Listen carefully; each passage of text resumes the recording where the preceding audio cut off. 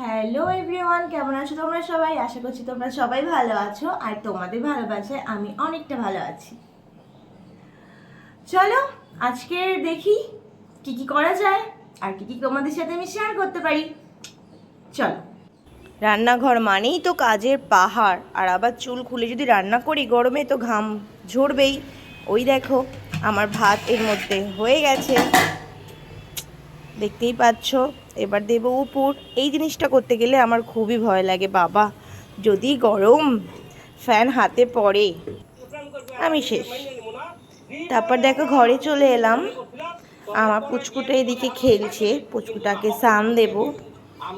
তার আগে বেবি দেখো টিভি দেখছে, আমার ফোনের দিকে ড্যাপ ড্যাপ করে তাকিয়ে রয়েছে। পাপা তুমি কি দেখো? পাপা তুমি কি দেখো? ও পুতুল, ছোট বেবি, তুমি কি দেখো? সবাইকে হাই বলে দাও, সে হাই, হ্যালো।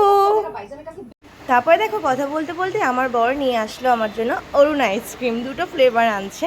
তো আমাকে বলছে যে একটু টেস্ট করো কোনটা বেটার। দুটোই বেটার লেগেছে আমার কাছে। পুতুল দেখি, কই তুমি? বম্মার সাথে খেলো।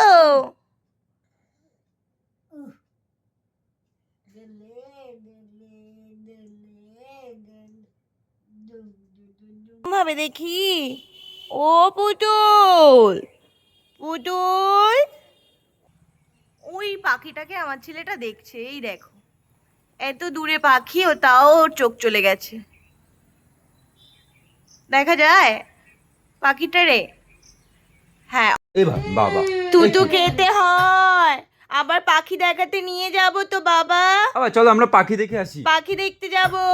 আমরা কত বড়, পাপা এত তুতু বড়, খাওয়াচ্ছি তো, তুমি তো বেবি, বলো। এত বড় সোনা পাখি। বেবি।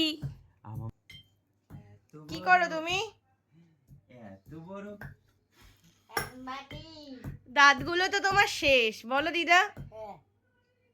কেউ দেবে নাকি আমার দিদাকে দাঁত? বলে দাও একটু, কেউ দেবা? বলো।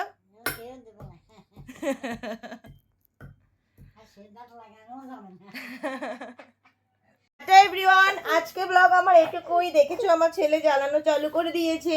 টাটা।